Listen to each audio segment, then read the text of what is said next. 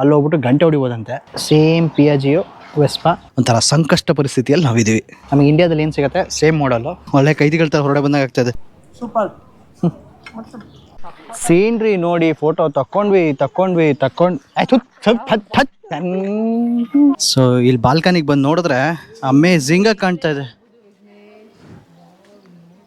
ಓ ಮೈ god, ತರಕಾರಿ ಎಲ್ಲ ಬೆಂದಿದೆ, ಹಸಿ ಪಸಿ ಇಲ್ಲ. ಹೋದ್ರೆ ಚೆನ್ನಾಗಿ ಕಾಣ್ಬೋದು, ಬಟ್ ಏನಂದ್ರೆ ಪ್ರೈಸಿಂದು ಶಾಪಿಂಗ್ ಅಂದ್ರೆ ಏನು ಜಾಸ್ತಿ ಮಾಡೋದಿಲ್ಲ ಬಿಡಿ. ನಮ್ಮ ಹತ್ರ ಇರೋ ದುಡ್ಡಿಗೆ ಇಲ್ಲಿ ಇಡ್ಲಿ ವಡೆ ಸಾಂಬಾರು ಯಾರು ಕೊಡೋರಿಲ್ಲ. ಬಟ್ ಆದ್ರೂ ಆಶ್ಚರ್ಯ, ಹುಡುಗಿಗೆ ಚಳಿಗಿಳಿ ಆಗತ್ತೋ ಇಲ್ವೋ ಅಂತ, ಅಷ್ಟು ಚೆನ್ನಾಗಿದೆ ಈ ಜಾಗ. ಒಳ್ಳೆ ಲ್ಯಾಂಡ್ಸ್ಕೇಪು. ಅವ್ರು ಆ ಕಡೆಯಿಂದ ಡೋರ್ ತೆಗೆದ್ರೆ ಹುಷಾರು.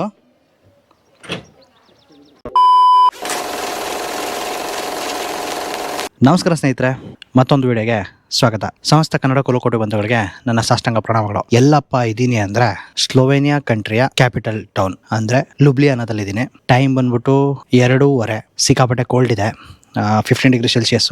ನಾವು ತರ ನೋಡಿದ್ರೆ ನೀವೇ ಗೆಸ್ ಮಾಡ್ಬೋದು ಎಷ್ಟಿರ್ಬೋದು ಟೆಂಪ್ರೇಚರ್ ಅಂತ. ನಾವು ಹೋಗ್ಬೇಕಾರಂತ ಜಾಗ ಅಂದ್ರೆ ನಾನು ಇವತ್ತು ನಿಮಗೆ ತೋರಿಸ್ಬೇಕಂತ ಇರೋ ಜಾಗಕ್ಕೆ ಬಸ್ ಬಂದ್ಬಿಟ್ಟು 6 ಗಂಟೆಗೆ ಇರೋದು. ಸದ್ಯಕ್ಕೆ ನಾವು ಇಲ್ಲೇ ರೈಲ್ವೆ ಸ್ಟೇಷನ್ ಅಲ್ಲೇ ಟೈಮ್ ಸ್ಪೆಂಡ್ ಮಾಡಬೇಕಾಗಿದೆ. ನಾವು ಬಂದಿದ್ದು ಬುಡಾಪೆಸ್ಟಿಂದ ಒಂದು ಬಸ್ಸಲ್ಲಿ ಅರೌಂಡ್ 6 ಅವರ್ಸ್ ಜರ್ನಿ ಮಾಡಿಕೊಂಡು ಬಸ್ ಏನೋ ಬೇಗ ತಂದುಬಿಟ್ಟಿದೆ. ಈಗ ನಾವು ಇಲ್ಲಿಂದ ನಾನು ಹೋಗ್ಬೇಕಾಗಿರೋಂಥ ಜಾಗಕ್ಕೆ ಹೋಗೋಕ್ಕೆ ಬಸ್ಸಿಗೋಸ್ಕರ ಕಾಯ್ಕೊಂಡಿದ್ದೀವಿ. ಸಿಕ್ಕಾಪಟ್ಟೆ ಚಳಿ ಇರೋದ್ರಿಂದ ಈ ಬಸ್ ಸ್ಟ್ಯಾಂಡಲ್ಲಿ ಮಲ್ಕೊಳ್ಳೋಕ್ಕೂ ಆಗ್ತಿಲ್ಲ, ಹಾಗಂತ ಎತ್ಕೂರಕ್ಕೆ ನಿದ್ದೆನೂ ಬಿಡ್ತಾ ಇಲ್ಲ. ಒಂಥರ ಸಂಕಷ್ಟ ಪರಿಸ್ಥಿತಿಯಲ್ಲಿ ನಾವಿದ್ದೀವಿ. ಬೆಳಕಾದ್ಮೇಲೆ ಎಲ್ಲಿ ಹೋಗ್ತೀನಿ, ಏನೇನು ತೋರಿಸ್ತೀನಿ, ಅದ್ರ ಬಗ್ಗೆ ಎಲ್ಲ ಮಾತಾಡ್ತಾ ಹೋಗೋಣ.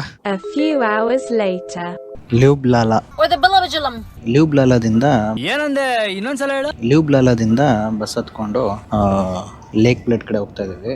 ಇವತ್ತು ಫಸ್ಟ್ ಜಾಗ ನಾವು ಹೋಗ್ತಾ ಇರೋದು ಲೇಕ್ ಪ್ಲೇಟ್ಗೆ. ಸಕ್ಕತ್ತಾಗಿದೆ, ಸೀನಿಕ್ ತುಂಬಾ ಚೆನ್ನಾಗಿದೆ. ಆ ಕಡೆ ಈ ಕಡೆ ಒಳ್ಳೆ ಮೌಂಟೇನು, ಮಿಸ್ಟು. ನಮಗೆ ಒಳ್ಳೆ ಟೈಮ್ ಕೂಡ ಇದು. ತುಂಬಾ ಸನ್ನಿ ಇಲ್ಲ, ಲೈಟ್ ಆಗಿದೆ, ಮೋಡ ಕವಿದ ವಾತಾವರಣ.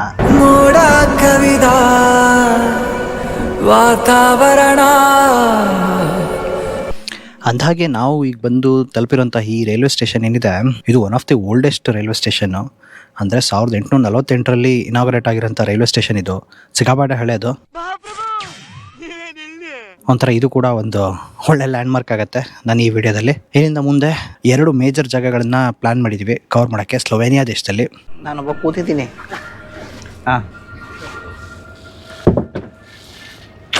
ನಾನೇನು ಬೈದಿಲ್ಲ ವಿಘ್ನೇಶ್. ಅಂತೂ ಇಂತೂ ಬಂದು ತಲುಪಿದ್ವಿ.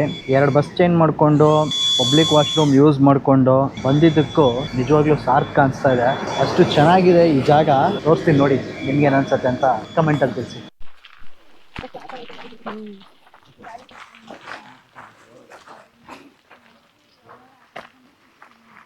ಇದು ಒಂದು ಆ್ಯಂಗಲಿಂದ ನಾನು ನಿಮಗೆ ತೋರಿಸ್ತಾ ಇರೋದು. ಇದೇ ಥರ ಬೇರೆ ಬೇರೆ ಸೈಡಿಂದ ಡಿಫ್ರೆಂಟ್ ಆ್ಯಂಗಲಲ್ಲಿ ಡಿಫ್ರೆಂಟಾಗಿ ಕಾಣುತ್ತೆ. ಅದರಲ್ಲೂ ಆ ಚರ್ಚು ಮತ್ತು ಆ ಕ್ಯಾಸಲ್ಲು ಅದರ ವ್ಯೂ ತೋರಿಸ್ತೀನಿ. ಅದಂತೂ ಸಿಕ್ಕಾಪಟ್ಟೆ ಅಮೇಝಿಂಗ್ ಆಗಿದೆ ನಿಜವಾಗ್ಲೂ. ಮಾತ್ರ ನಾವು ಕಷ್ಟಪಟ್ಟಿದ್ದು ರಾತ್ರಿ ಮಿಡ್ನೈಟಲ್ಲಿ ಬಂದು ರೀಚ್ ಆಗಿದ್ದು, ಅಲ್ಲಿಂದ ಪಬ್ಲಿಕ್ ವಾಶ್ರೂಮು ಕೆಡದಾಗಿತ್ತು, ಅದನ್ನ ಯೂಸ್ ಮಾಡಿಕೊಂಡು ಫ್ರೆಶ್ ಅಪ್ ಆಗಿ ಅಲ್ಲಿಂದ ಇಲ್ಲಿಗೆ ಬಂದಿದ್ದು ವರ್ತ್ ಅನಿಸ್ತಾ ಇದೆ. ಆ ಕಷ್ಟ, ಆ ನಿದ್ದೆ ಬಿಟ್ಟಿದ್ದು ಅದೆಲ್ಲದಕ್ಕೂ ಕಂಪೇರ್ ಮಾಡಿದ್ಮೇಲೆ ಈ ಜಾಗ ಸಖತ್ ಚೆನ್ನಾಗಿ ಅನಿಸ್ತಾ ಇದೆ. ಆ ಹಿಂದೆ ಆಲ್ಪ್ಸ್ ಕಾಣ್ತಾ ಇದೆ, ಅದೆಲ್ಲ ಜೂಲಿಯನ್ ಆಲ್ಪ್ಸ್ ಅಂತ. ಪ್ಲಸ್ಸು ಆ ಕಾಸಲ್ಲಿ ಏನು ಕಾಣ್ತಾ ಇದೆ ಅದು ಕೂಡ ಒಂದು ಹಿಸ್ಟ್ರಿ ಇದೆ. ಹಿಸ್ಟ್ರಿ ಬಗ್ಗೆ ನನಗೆ ಅಷ್ಟೊಂದು ಗೊತ್ತಿಲ್ಲ, but still it looks amazing. ಮತ್ತೊಂದು ವಿಷಯ ಏನಂದರೆ, ನನಗನ್ಸೋ ಪ್ರಕಾರ ಯುರೋಪಲ್ಲಿ ಸ್ಲೋವೇನಿಯಾ ಒಂದು ಸ್ವಲ್ಪ ಅಂಡರ್ ರೇಟೆಡ್. ಬಟ್ ಇಲ್ಲಿಗೆ ಬಂದಮೇಲೆ ಇಲ್ಲಿಂದು ಕಂಟ್ರಿ ಸೈಡ್ ನೋಡಿದ್ಮೇಲೆ ಸಿಕ್ಕಾಪಟ್ಟೆ ಇಷ್ಟ ಆಯಿತು. ಅಮೇಝಿಂಗ್ ಆಗಿದೆ ಮಾತ್ರ, ನಿಜ ಸೂಪರ್ ಆಗಿದೆ. ನಾವು ಪಟ್ಟಿರೋ ಕಷ್ಟಕ್ಕೆ ನಿಜವಾಗ್ಲೂ ಒಳ್ಳೆ ವ್ಯಾಲ್ಯೂ ಸಿಗ್ತಾ ಇದೆ ಅನಿಸ್ತಾ ಇದೆ. ಗುರು ಏನು ವೇವ್ ಇದೆ ಗುರು. ಬಟ್ ಆದರೂ ಆಶ್ಚರ್ಯ, ಹುಡುಗಿಗೆ ಚಳಿಗಿಳಿ ಆಗತ್ತೋ ಇಲ್ವೋ ಅಂತ. ಬಲೂನ್ ಕಟ್ಕೊಂಡು ಈಜು ಹೊಡಿತಾನೆ ಅವಳೆ ಅಥವಾ ನಿಜವಾಗ್ಲೂ ಹುಡುಗಿನ ಅಥವಾ ಮರ್ಮೇಡ್ ಗಿರ್ಮೇಡ? ಸಾಧ್ಯ ಇಲ್ಲ ಈಗ, ಯಾಕೆ ಆಗಲ್ಲ. ಸದ್ಯಕ್ಕೆ ಈಗ ಫೋಟೋ ಸೆಷನ್ ನಡೀತಾ ಇದೆ. 1-2 ಫೋಟೋ ಹಾಕೊಳ್ಳೋಣ. ಸೀನ್ರಿ ನೋಡಿ ಫೋಟೋ ತಕ್ಕೊಂಡ್ವಿ ಆಯ್ತು. ಮಾತಾಡ ವೆರಿ ಅದನ್ನೇ ಹಾಕ್ತೀನಿ ತಡಿ. ಆಕ್ಚುಲಿ ಇಲ್ಲಿ ಇರ್ಬೇಕಿತ್ತು ನಮ್ಮ ಆಫೀಸ್ ಅಂತ. ಏನು ರೆಕಾರ್ಡ್ ಆಗ್ತಾ ಇದೆ? ಆಕ್ಚುಲಿ ನಮ್ಮ ಆಫೀಸ್ ಇಲ್ಲಿ ಇರ್ಬೇಕಿತ್ತು ವಿಘ್ನೇಶ್.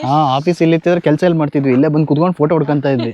ಫೋಟೋ ತಕ್ಕೊಂಡ್ವಿ ಯಾವ ಲೆವೆಲಿಗೆ ತಕ್ಕೊಂಡ್ವಿ ಅಂತ ಹೇಳಿದ್ರೆ, ಐಫೋನಲ್ಲಿ ಇದ್ದಿದ್ದು ಚಾರ್ಜು ಖಾಲಿ, ನಮ್ಮ ಚಾರ್ಜು ಖಾಲಿ. ಇನ್ನು ಫೋಟೋನೇ ಬೇಡ ಅನ್ಸೋ ಲೆವೆಲಿಗೆ ಹೊಡ್ಕೊಂಡಿದ್ವಿ ಫೋಟೋಗಳನ್ನ. ಅವಾಗ ಮತ್ತೆ ಜೋಶ್ ಬರುತ್ತಲ್ಲ. ಇದು ಹೊಟ್ಟೆಗೇನು ಬಿದ್ದಿಲ್ಲ. ಸೊ ಹೊಟ್ಟೆ ಹಸಿಯಕ್ಕೆ ಸ್ಟಾರ್ಟ್ ಆಗಿದೆ, ಬಟ್ ಸೀನ್ರಿ ನೋಡ್ಬಿಟ್ಟು ಹೊಟ್ಟೆ ತುಂಬಿದೆ. ಬ್ರೇಕ್ಫಾಸ್ಟಿಗೆ ಕೂತಿದ್ದೀವಿ. ಇಲ್ಲಿ ಇಡ್ಲಿ ವಡೆ ಸಾಂಬಾರು ಯಾರು ಕೊಡೋರಿಲ್ಲ, ತಿಂದರೆ ಪಿಜ್ಜಾ ತಿನ್ನಬೇಕು ಇಲ್ಲ ಬರ್ಗರು ಆ ಥರದ್ದು ಏನಾದ್ರು ತಿನ್ನಬೇಕು. ಮೇನ್ ಟಾಸ್ಕ್ಗಳಂದರೆ ನಮಗೆ ಅದರೊಳಗಿರೋಂಥ ವೆಜಿಟೇರಿಯನ್ ಐಟಮ್ಸನ್ನು ಹುಡ್ಕೋದು. ಫೈನಲಿ ಸಿಕ್ಕಿದೆ, ಒಂದು ವೆಜ್ಜಿ ಪಿಜ್ಜಾ, ಇನ್ನೊಂದು ಮಾರ್ಗರೇಟಾ ಪಿಜ್ಜಾ ಅಂತ. ಈಗ ಆರ್ಡರ್ ಮಾಡಿದ್ಮೇಲೆ ಡೌಟ್ ಆಗ್ತಿರೋದು ಏನಂದರೆ ಒಂದು ಪೀಸ್ ಕೊಡ್ತಾನೆ ಅಥವಾ ಒಂದು ಫುಲ್ ಸರ್ಕಲ್ ಕೊಡ್ತಾನ ಅಂತ. ಅವ್ನು ಹೇಳಿದ ಸೈಜ್ ನೋಡಿದ್ರೆ ಯಾಕೆ ಒಂದು ಪೀಸ್ ಕೊಡಂಗೆ ಕಾಣ್ತಾನೆ. ಒಂದು ಪೀಸಿಗೆ ಅಂತ ಹೇಳಿದ್ರೆ ಈಗ ಇರೋ ಪ್ರೈಸು ಸಿಕ್ಕಾಪಟ್ಟೆ ಜಾಸ್ತಿ ಆಗುತ್ತೆ. ಅದಕ್ಕೆ ಕನ್ಫ್ಯೂಷನ್ ಕೂತಿದ್ದೀವಿ ಏನು ಕೊಡ್ತಾನೆ ಅಂತ. ಇಲ್ಲಿಂದ ಬೋಟ್ ಸ್ಟಾರ್ಟ್ ಆಗುತ್ತೆ, ಇಲ್ಲಿಂದ ಬೋಟ್ ಪಾಯಿಂಟು, ಇಲ್ಲಿಂದ ಅಲ್ಲಿವರೆಗೆ ಬೋಟ್ ತೊಗೊಂಡೋಗಿ ಬಿಡ್ತಾರೆ. ಅಲ್ಲೊಂದು ಚರ್ಚ್ ಇದೆ, ಅಲ್ಲಿ ಹೋಗ್ಬಿಟ್ಟು ಗಂಟೆ ಹೊಡಿಬೋದಂತೆ. ಅಯ್ಯೋ ಡಬಲ್ ಮೀನಿಂಗು ಸರ್. ಅಲ್ಲಿಂದ ಅಲ್ಲಿಗೆ ಹೋಗ್ಬೋದಿತ್ತು, ನಾವು ಹೋಗ್ತಾ ಇಲ್ಲ ಯಾಕಂದ್ರೆ ಆ ದುಡ್ಡು ವರ್ತಲ್ಲ. ಆಮೇಲೆ ಇನ್ನೊಂದು ಕ್ಯಾಸಲ್ ಇದೆ ಹಿಂದೆ, ಆ ಕ್ಯಾಸಲ್ಲಿಗೆ ಹೋಗೋಕ್ಕೆ ಮತ್ತೆ ಎಕ್ಸ್ಟ್ರಾ ದುಡ್ಡು. ಅಲ್ಲಿ ಹೋಗೋಕ್ಕೆ ಏನು ದುಡ್ಡಿಲ್ಲ, ಅಲ್ಲಿಂದ ಮತ್ತೆ ಮೆಟ್ಲತ್ಕೊಂಡು ಮೇಲೆ ಹೋಗೋದಕ್ಕೆ ಮತ್ತೆ ಕಾಸು ಎಲ್ಲ ಯೂರೋಸಲ್ಲಿರುತ್ತೆ, ಸಿಕ್ಕಾಪಟ್ಟೆ ಎಕ್ಸ್ಪೆನ್ಸಿವು ನಮ್ಮಂಥ ಇಂಡಿಯನ್ಸಿಗೆ. ಹಾಗಾಗಿ ಅವೆರಡಕ್ಕೂ ಹೋಗ್ತಿಲ್ಲ. ನಮಗೆ ಈ ವ್ಯೂ ಪಾಯಿಂಟೇ ಹೊಟ್ಟೆ ತುಂಬಿಸಿರೋದ್ರಿಂದ ಇಲ್ಲೇ ನೋಡ್ಕೊಂಡು ಎಂಜಾಯ್ ಮಾಡ್ತಾ ಇದೀವಿ. ನಮಗೆ ಸ್ವಾಭಿಮಾನ ಇದೆ. ಇದು ಚೀಸ್ ಕೇಕು, ಬಟ್ ನನಗೆ ಅದೇನೆಲ್ಲ ನೆನಪಿಲ್ಲ. 6.5 ಯೂರೋ ಅನ್ನೋದು ಮಾತ್ರ ನೆನಪಿದೆ ಅಷ್ಟೇ. ಎಲ್ಲದೂ ಐಟಮ್ಗಳ ಹೆಸರುಗಳನ್ನ ಈಗ ಪ್ರೈಸಲ್ಲೇ ಹೇಳಂಗಾಗಿದೆ. ಅದೇ 6.5 ಯೂರೋದಿತ್ತಲ್ಲ, ಅದನ್ನು ಆರ್ಡರ್ ಮಾಡಿ ಅಂತ. ಹೇಗಿತ್ತು ಅಂತ ಕಾಯ್ತಾ ಇದ್ದ ಪಿಜ್ಜಾ ಬಂದಿದೆ, ಬಟ್ ನಿಜ ತುಂಬ ಚೆನ್ನಾಗಿದೆ. ತರಕಾರಿ ಎಲ್ಲ ಬೆಂದಿದೆ, ಹಸಿ ಪಸಿ ಇಲ್ಲ, ಸ್ವಲ್ಪ ಉಪ್ಪು ಖಾರನೂ ಇದೆ, ತೀರಾ ಬ್ಲ್ಯಾಂಟ್ ಆಗಿಲ್ಲ, ಪರವಾಗಿಲ್ಲ. ಹಸ್ಕೊಂಡಿದ್ದಕ್ಕೆ ಸಾರ್ಥಕ. ನಾ ಹೇಳ್ತಾ ಇದ್ದಂಥ ಕಾಸಲ್ಲಿ ಅದೇ. ಹೇಗಿದೆ ಹೇಳಿ? ಸೂಪರ್. Worth waiting. ಶಾಪಿಂಗ್ ಮಾಡೋಕ್ಕಂತ ಬಂದ್ವಿ. ಶಾಪಿಂಗ್ ಅಂದರೆ ಏನು ಜಾಸ್ತಿ ಮಾಡೋದಿಲ್ಲ ಬಿಡಿ, ನಮ್ಮ ಹತ್ರ ಇರೋ ದುಡ್ಡಿಗೆ ಫ್ರಿಜ್ ಮ್ಯಾಗ್ನೆಟು ಅದು ಇದು ತೊಗೊಳೋದು ಅಷ್ಟೇ. ಫ್ರಿಜ್ ಮ್ಯಾಗ್ನೆಟ್ ತೊಗೊಂಡ್ವಿ 3 ಯೂರೋಸ್. ಈ ಥರ ಟೂರಿಸ್ಟ್ ಪ್ಲೇಸ್ಗಳಲ್ಲಿ ಕಾಸ್ಟ್ಲಿ ಅನ್ನೋದು ಇಂಡಿಯಾದಲ್ಲಿ ಎಷ್ಟು ಸತ್ಯನೋ ಇಲ್ಲೂ ಅದೇ ಥರ. ಪ್ರತಿಯೊಂದು ಐಟಮ್ಸ್ಗಳಿಗೂ ಡಬಲ್ ರೇಟ್ ಇರುತ್ತೆ. ಅವಾಗವಾಗ ಮಿಡಲ್ ಕ್ಲಾಸ್ ಬುದ್ಧಿ ಸ್ವಲ್ಪ ಹೊರಗಡೆ ಬರುತ್ತೆ. ಹಾಗೆ ಬ್ರೇಕ್ಫಾಸ್ಟ್ ಮುಗಿಸ್ಕೊಂಡು ಹೊರಗಡೆ ಬಂದ ತಕ್ಷಣ ನಮ್ಮ ಕಣ್ಣಿಗೊಬ್ಬರು ಅತಿಥಿ ಕಾಣಿಸ್ಕೊಂಡ್ರು. Vespa, same Piaggio Vespa. ನಮಗೆ ಇಂಡಿಯಾದಲ್ಲಿ ಏನು ಸಿಗುತ್ತೆ ಸೇಮ್ ಮಾಡಲು.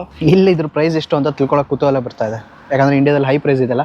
ಬ್ಲಡ್ ಕ್ಯಾಸಲ್ಲು, ಲೇಕ್ ಬ್ಲಡ್ಡು, ಈ ಒಂದು ಕಥೆನ ಮುಗಿಸ್ಕೊಂಡು ನೆಕ್ಸ್ಟ್ ಒಂದು ಪ್ಲೇಸಿಗೆ ಹೋಗ್ತಾ ಇದೀವಿ. ಅಂತೂ ಇದು ಓಡ್ಕೊಂಬಂದ್ಬಿಟ್ಟು ಈ ಕ್ಯಾಸಲಿಗೆ ಬಂದ್ವಿ, ಪ್ರಿಡಿಯಾಮ ಕ್ಯಾಸಲ್ ಅಂತ. 6:30 ಕ್ಲೋಸ್ ಇದ್ದಿದ್ದು, ಇಟ್ಸ್ ಆಲ್ರೆಡಿ 6:33 ಆಗಿತ್ತು. ಬಿಡಲ್ಲ ಅಂದರು, ಸ್ವಲ್ಪ ರಿಕ್ವೆಸ್ಟ್ ಮಾಡಿದ್ವಿ, ಬಿಟ್ಟರು. ಬಟ್ ಟೈಮಿಂಗ್ಸು ಇನ್ನು 10 ಮಿನಿಟ್ಸಲ್ಲಿ ವಾಪಸ್ ಬರಬೇಕು ಅಂತ ಕ್ಲಿಯರ್ ಕಟ್ಟಾಗಿ ಇನ್ಸ್ಟ್ರಕ್ಟ್ ಮಾಡಿದ್ದಾರೆ. ಅದಕ್ಕೆ ಎಷ್ಟಾಗತ್ತೆ ಅಷ್ಟು ಓಡಿ ನೋಡ್ತಾ ಇದ್ದೀವಿ. Flash back. ಬಸ್ ಸಿಕ್ತು, ಬಸ್ಸಲ್ಲಿ ಕೂತ್ಕೊಂಡಿರ್ತೀವಿ. ಇಲ್ಲಿಂದ 1 ಅವರ್ ಜರ್ನಿ ಲುಬ್ಲಿಯಾನಾಗೆ. ಅಲ್ಲಿಂದ ನೆಕ್ಸ್ಟು ಇನ್ನೊಂದು ಟ್ರೈನ್ ಅಥವಾ ಬಸ್ಸಿಗೆ ನೋಡ್ತಾ ಇದ್ದೀವಿ, ಯಾವುದು ಸಿಗುತ್ತೆ, ಯಾವ್ದು ನಮಗೆ ಟೈಮಿಗೆ ಕನ್ವೀನಿಯೆಂಟ್ ಆಗುತ್ತೆ ಅದ್ರಲ್ಲಿ ಹೋಗ್ತೀವಿ. ಎಕ್ಸಾಕ್ಟ್ಲಿ ಒಂದು ಏನಂತ ಹೇಳಿದ್ರೆ ಟೈಮು 11:01ಗೆ ಬರಬೇಕಾಗಿತ್ತು ಬಸ್ಸು, ಸ್ವಲ್ಪ ಡಿಲೇ ಆಯಿತು. ಫಾರ್ ದಿ ಫಸ್ಟ್ ಟೈಮು ನಾವು ಯುರೋಪಲ್ಲಿ ಒಂದು ಬಸ್ ಡಿಲೇ ಆಗಿರೋದನ್ನು ನೋಡ್ತಾ ಇರೋದು. ನಮಗಿದು ಹೊಸ್ತಲ್ಲ, ಬಟ್ ಇಲ್ಲಿನವ್ರಿಗೆ ಹೊಸ್ತು. ಎಲ್ಲರೂ ಸ್ವಲ್ಪ ಶಾಕ್ ಆಗಿದ್ರು.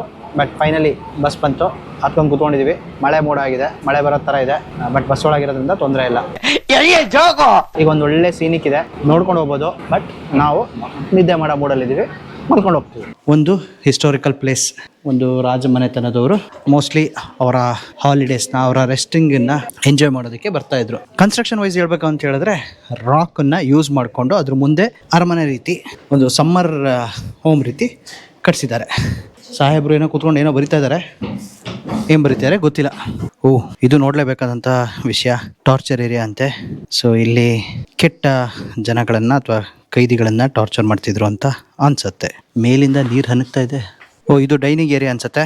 ಇಲ್ಲೆಲ್ಲ ಅರ್ಥ ಮಾಡಿಸೋದಕ್ಕೆ ಡಾಲ್ಸ್ಗಳೆಲ್ಲ ಮಾಡಿಟ್ಟಿದ್ದಾರೆ. 4 ಜನ ಕೂರ್ತಾ ಇದ್ದೆ ಊಟಕ್ಕೆ. ಸೊ ಇಲ್ಲಿ ಅಡುಗೆ ಮನೆ ಅನ್ಸುತ್ತೆ ಮೋಸ್ಟ್ ಪ್ರಾಬಬ್ಲಿ. ಅದ್ರ ಜೊತೆಗೆ ಚಿರತೆ ಚರ್ಮ ಇದೆ, ಜಿಂಕೆ ಚರ್ಮ ಇದೆ. ಸೊ ವಿಂಡೋದಿಂದ ಹೊರಗಡೆ ಹೀಗೆ ಕಾಣುತ್ತೆ. ಅಂತೂ ಇಂತೂ ನಮ್ಮ ಫೇವ್ರೇಟ್ ಜಾಗಕ್ಕೆ ಬರ್ತಾ ಇದ್ದೀವಿ ಅಂತ ಅನಿಸ್ತಾ ಇದೆ, ಅಂದರೆ ಟೆರೆಸ್ ಮೇಲೆ, ಅಂದರೆ ಎಬೋ ವ್ಯೂ ಪಾಯಿಂಟಿಗೆ. ಸೊ ಇದು ಬೆಡ್ರೂಮು. ನಾನು ಫೇವ್ರೇಟ್ ಜಾಗ ಅಂದ್ಬಿಟ್ಟೆ, ಬಟ್ ಬೆಡ್ರೂಮ್ ಅಂತ ಗೊತ್ತಿದ್ದಿಲ್ಲ. ನಾನು ವ್ಯೂ ಪಾಯಿಂಟ್ ಅಂತ ಅಂದ್ಕೊಂಡು ಫೇವ್ರೇಟ್ ಜಾಗ ಅಂದಿದ್ದು, ಬೆಡ್ರೂಮ್ ಆಗಿತ್ತದು. ಇದು ಇನ್ನೊಂದು ಬೆಡ್ರೂಮು, ಅದು ಮಾಸ್ಟರ್ ಬೆಡ್ರೂಮು. ಬರೀ ಇಂಥದೆಯಾ. ಫೈನಲಿ ಬಂದ್ವಿ ಒಂದು ಒಳ್ಳೆ ವ್ಯೂ ಪಾಯಿಂಟಿಗೆ. ಸೊ ಇಲ್ಲಿ ಬಾಲ್ಕನಿಗೆ ಬಂದು ನೋಡಿದ್ರೆ ಅಮೇಝಿಂಗಾಗಿ ಕಾಣ್ತಾ ಇದೆ. ಹಾಗೆ ಮೇಲ್ಗಡೆ ಕೂಡ ಇದೆ ಇನ್ನು. ಮತ್ತೆ ಮೇಲೆ ಒಂದು ದಾರಿ ಇದೆ, ಇದು ಎಲ್ಲಿಗೆ ಹೋಗ್ತಾ ಇದೆ ಗೊತ್ತಿಲ್ಲ. ಇಲ್ಲಿಂದ ನಿಜವಾಗ್ಲೂ ಅಮೇಝಿಂಗ್ ಆಗಿ ಕಾಣ್ಬೋದು ಅನ್ನುವ ಅಭಿಪ್ರಾಯದೊಂದಿಗೆ ಮೇಲೆ ಬಂದಿದ್ದೀವಿ. ಬಟ್ ಏನಿಲ್ಲ ಅಂತ ಡಿಫ್ರೆನ್ಸ್ ಇಲ್ಲ. ಸೊ ಮೋಸ್ಟ್ಲಿ ಇದು ಸೈನಿಕರು ನೋಡೋಕ್ಕೆ ಯಾರ್ಯಾರು ಬರ್ತಾ ಇದ್ದಾರೋ ಇಲ್ವೋ ಅಂತ ಚೆಕ್ ಮಾಡೋದಕ್ಕೆ. ಓ ಮೈ ಗಾಡ್, ಗುಹೆ ಒಳಗೊಂದು ಗುಹೆ.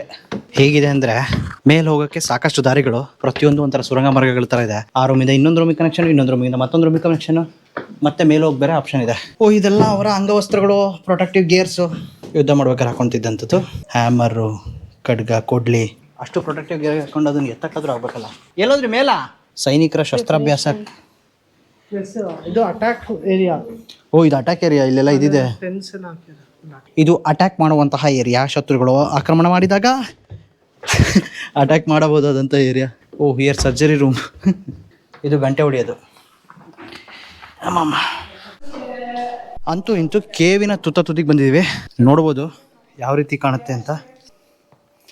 ಮೇಲ್ಗಡೆ ನರಿಗಳು ಕೂಗೋದು ಸೌಂಡ್ ಕೇಳಿಸ್ತಾ ಇದೆ. ಒಳ್ಳೆ ಕೈದಿಗಳ ಥರ ಹೊರಡೆ ಬಂದಾಗ ಆಗ್ತಾಯಿದೆ. ಇಲ್ಲ ಪ್ರಪಾತ ಸಡನ್ನಾಗಿ ಬಂದರೂ ಎಂಟ್ರಿ ಆಗಬಾರ್ದು ಅಂತ ಇದನ್ನು ಕ್ಲೋಸ್ ಮಾಡಿರ್ತಾರೆ ಆ್ಯಕ್ಚುಲಿ, ರಾಜರುಗಳೆಲ್ಲ ಒಳಗೋದ್ಮೇಲೆ. ಅವ್ರು ಆ ಕಡೆಯಿಂದ ಡೋರ್ ತೆಗೆದ್ರೆ ಹುಷಾರು.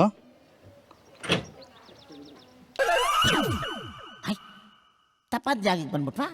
ಅಂತೂ ಇಂತೂ ಎದ್ವೋ ಬಿದ್ವೋ ಅಂತ ಹೋಗಿ ಇಡೀ ಕ್ಯಾಸಲ್ನ ಓಡೋಡಿ ನೋಡಿಕೊಂಡು ಅದರಲ್ಲಿ ಒಂದಿಷ್ಟು ವೀಡಿಯೋಗಳನ್ನು ಮಾಡಿಕೊಂಡು ಒಂದು 4-5 ಫೋಟೋ ತಗೊಂಡು ಬರೋಷ್ಟೊಳಗೆ ಸಾಕಾಯಿತು. ಸೊ ನಮಗೆ ಟೈಮ್ ತುಂಬ ಕಡಿಮೆ ಇತ್ತು. ಒಂದು ಅರ್ಧ ಗಂಟೆ ಮುಂಚೆ ಬಂದಿದ್ರೆ ಡೀಟೇಲ್ ನೋಡ್ಬೋದಿತ್ತು. ಬಟ್ ಓಕೆ, ನಾವು ಇಷ್ಟು ದೂರ ಬಂದಿರೋದಕ್ಕೆ, ಇಷ್ಟು ಕಿಲೋಮೀಟರ್ ಟ್ರಾವೆಲ್ ಮಾಡಿರೋದಕ್ಕೆ ಕೊನೆಗೂ ನೋಡಿದ್ವಲ್ಲ ಅನ್ನೋ ಒಂದು ಸಮಾಧಾನ ಇದೆ. ಹಾಗೆ ಒಂದು ಅದು ನೇಚರ್ ಮಧ್ಯೆ ಅವರು ಕಟ್ಟಿರೋಂಥ ಏನು ಕ್ಯಾಸಲ್ ಏನಿದೆ, ಸೊ ಅದು ನೋಡೋದು ಕೂಡ ತುಂಬ ಚೆನ್ನಾಗಿದೆ. ಹಾಗೆ ಲ್ಯಾಂಡ್ಸ್ಕೇಪ್ ಕೂಡ ಇಲ್ಲಿ ಸಿಕ್ಕಾಪಟ್ಟೆ ಚೆನ್ನಾಗಿದೆ ಸುತ್ತಲೂ. ಸೊ ಹಾಗಾಗಿ ಇದು ಕೂಡ ಒಂದು ನಿಮಗೆ ಪೋಸ್ಟೈನ KFC ಬಂದಿತ್ತಂದ್ರೆ ಈ ಪ್ರಿಡಿಯಾಮ ಕ್ಯಾಸಲಿಗೆ ಬರೋಂಥದ್ದು ಒಂದು ಒಳ್ಳೆ ಆಪ್ಷನ್. ಈಗ ನೆಕ್ಸ್ಟ್ ನಾವು ನಮ್ಮ ಜರ್ನಿ ಎಲ್ಲಿ ಹೋಗುತ್ತಂದ್ರೆ ಇಲ್ಲಿಂದ ಮತ್ತೆ